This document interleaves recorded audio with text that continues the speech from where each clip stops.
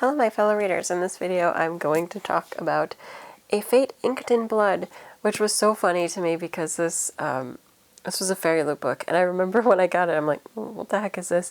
And then I realized later when I was looking for an audio version to go along with the book and saw the original cover what book it was, because I saw this book everywhere. I don't know if you've seen it ever, but I've seen it everywhere and just didn't realize what it was. But it's the one that has the woman on the cover, and the original releases were doing like this sprayed blue silver edging. This of course is my fairy loot one, and it's quite different from the actual cover, so I just did not realize. I was like, what is that? And then and then it all came back to me. I was like, oh, I was thinking about reading that book. It's a good thing I didn't buy it. So as a refresher, this was one of my fairy loot books. I have talked about it a little bit before, but I'll get back into reading the synopsis and then I'll go over my thoughts on the book itself. So a woman blessed by the gods battles to unite a nation under a power-hungry king while also fighting her growing desire for his fiery son in this Norse-inspired fantasy romance from the best-selling author of the Bridge Kingdom series, which I have not read. Bound in an unwanted marriage, Freya spends her days gutting fish, but dreams of becoming a warrior and of putting an axe in her boorish husband's back. Freya's dreams abruptly become reality when her husband betrays her to the region's Jarl, landing her in a fight to the death against his son. To survive, Freya is forced to reveal her deepest secret. She possesses a drop of goddess's blood, which gives her magic capable of repelling any attack, a magic that was foretold would unite the fractured nation of Scotland beneath a king, the one who controls the Shield Maiden's fate. Believing he's destined to rule Scotland, the fanatical Jarl binds Freya with a blood oath and orders his son Bjorn to protect her from their enemies. Desperate to prove her strength, Freya must train to fight and learn to control her magic, all while facing perilous tests set by the gods, except the greatest test of all may be resisting her forbidden attraction to Bjorn. If Freya succumbs to her lust for the charming and fierce warrior, she risks not only her own destiny, but the fate of all the people she swore to protect. This is a book one, and it does leave off at kind of a weird cliffhanger, sort of. I mean, like, it wraps up the events from this, but you don't know where they're going to go or what they're going to do or the whole good and bad of it. So essentially, in the book starts where Freya is married to this like fishmonger, and he is also one of the people who has like powers from the gods, and he's able to get lots of fish, and it keeps their community fed, and he does his part for the community, but at the same time he's kind of is boorish and horrible to Freya, and she's not happy in the marriage. She does whatever she can to not get pregnant by him. She doesn't want to have his kids. She doesn't like being married to him. She's miserable. And one day the Jarl comes to town, and I don't remember how they knew all the stuff that they know. I don't know if it was that her husband betrayed him. I can't remember. It doesn't matter. If you read it, it's there about how all this gets done. I think she's essentially asking permission to get a divorce if she goes through with all of this stuff from the Jarl. And the Jarl's like, sure, if you do this and then you join us and whatever, divorce. There are, I think, other reasons why the Jarl wants to do that, but that kind of comes about later. She does have to fight Bjorn, who also has powers of the gods. He has fire ability, whereas she has the Shield Maiden ability. Now I cannot remember which goddess it is. Oh, that's going to bother me. But anyway, she apparently is the destined Shield Maiden. It gets revealed in this battle. The Jarl does grant her the divorce from her husband, who is very upset by what is happening and threatens other parts of her family. So Freya does actually end up killing him with an axe. And I guess now she doesn't need the divorce. But because it's revealed that she's the Shield Maiden, the Jarl is going to take her with them and has Bjorn look after her. And she does think Bjorn is pretty hot. So they've got that going for them. There's this mutual attraction. And then what's kind of set out is just this whole thing of them trying to keep her as a commodity because whoever holds the Shield Maiden is set to rule the kingdom, and the Jarl is determined that that's going to be him, and he has set all these paths aside, and so he thinks he has to marry her to keep her under his control and power so that nobody else threatens them. His wife is actually very upset about this because she loves him and is devoted to him. She is, I think, is his second wife. She's not the mother of Bjorn, though they do have their own son as well. Bjorn's mother, the story is told like that there was an event that happened and that she was murdered, and I believe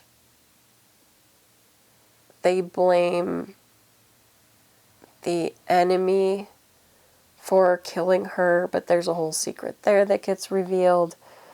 And he had not only killed Bjorn's mother, but he took Bjorn and held Bjorn in his place for a while, and then I think they got him back. And I don't remember the whole details of that. But anyway, it sets up this whole world about what's going on, who are their enemies, and what's happening there. There's a whole backstory. It's very interesting, and of course it gets developed little by little as the characters are talking, but also I am setting you up for just what's the vibes of this story. So Freya doesn't really want to marry the Jarl either, but the Jarl thinks that it's his destiny to marry her in order to keep her Shield Maiden powers. Now, I think this is kind of weird because I feel like he'd still have that same connection even if he were like, I don't know, say to marry her to Bjorn. That would still keep him in the family, and do you understand? Like, I thought that was weird that he's like, no, I have to marry her in order to keep her. And I'm like, do you? Do you really? Because you have a son that's marriageable, that's around her age. And wouldn't that keep it in the family?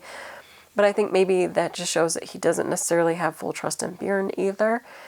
So, I don't know. I found that fascinating. Throughout it, she's a little bit suspicious of the Jarl's wife because, one, she starts getting closer to, and by her I mean Freya, starts getting closer to Bjorn, and since Bjorn is not her son, she thinks that she must want him out of the picture so that her own son can be next in line for the Jarl's position. And so there is like a natural distrust of her. There's a lot of, I guess, interwoven, interesting relationships. Now, the son of the Jarl and his wife, I cannot remember her name, he does come in a little bit later into the narrative, so we do get to see him. I don't think Bjorn has anything against his brother. I think he's fine with him. There are some tensions, of course, with the father, and maybe even his stepmother. There's maybe some tension there, but I don't think he really has anything against his brother. He's just a young guy doing his thing. But I don't, like, the whole thing is kind of interesting to me. And like I said, I have issues with how the Jarl wants to go about things, since he knows that Freya's not happy about this. He also kind of can already know that, like, he senses or he knows that Bjorn and Freya seem to have this attraction to one another. So I feel like there could have been an alternate route there, but, like, he never wants to do it. And it was sort of positioning him as, like, kind of an enemy to them. Like, it's not, for me, it's not a way to get somebody on your side and, like, fighting for you. Like, you're forcing them to, which, yeah, I mean, I guess you can, but it's not always the best way to go about it. So there's a whole tension there. And then there's the greater tension because, of course, they don't necessarily want to see their land invaded and taken over by somebody else. So is it better to stay with the devil that you know than the devil that you don't know? And so Freya does do a lot to, like, fight the battles and have the Jarl win these battles because that's what she knows. And they do start to suspect that there is somebody in their party that's betraying them and then trying to scope out who it is. So in all, you got a lot of tension going on between, and like sexual tension, going on between Bjorn and Freya because they're very attracted to each other. But at the same time, there's all these things in the way. You got Freya who's like, I really don't want to marry the Jarl and I definitely don't want to sleep with him. because he's definitely going to want kids. But meanwhile, you got the wife of the Jarl being like, you better not marry that girl and you better not have kids with her. And you got the Jarl who's just like, I need to take over everything and destroy my enemies. And then you got the enemies who are like, maybe we're not the enemies. Maybe you should side with us instead of fighting for that Jarl. There's just a lot of tension. So, I don't know. It was kind of fun. I liked it. It was okay for me. Again, not my favorite book. But of the Fairy Loot ones, I did enjoy the narrative quite a bit. I thought it was a pretty good story. I don't know. I am interested enough in everything that happened to see what happens in the second book. And I think that's always a good thing, because there are some big reveals, some big betrayals, and I think it's going to lead to a very interesting part for the next book. And I don't know if this is a duology or like a trilogy, I don't know. But there's at least going to be another book, and so I am interested to see where the story goes. And I think, if anything, that's always a sign of it was a good book. Like, it might not be a 5-star, it might be more of a 4, 3.75 to 4, but I think that's fair enough. Like, I liked it enough where the relationship was interesting, the characters were interesting. I want to see where the fighting battles lead to. I want to see, like, who's the victor, and are they right for victoring? Is the victory well-deserved? And what will it lead to with the country. And I want to know more about Freya and her abilities, because there's a bit that's revealed here, but I'd like to know even more about that. And yeah, I liked it. So I would recommend A Fate Inked in Blood. I do think it was a worthwhile read. I don't know. I like my cover, I think, more than the mass release version, because I think it just looks classy. The other one definitely looks more like a romance, and I don't have anything wrong with a romance. I read a lot of it, but I just feel like this gives off more fantasy vibes. And I think even though there was a strong undercurrent of the tension and the romance, I do feel like it was more like fantasy and political narrative about what was going to happen than straight romance. And those are my thoughts. That's it for this video. Until next time. Bye.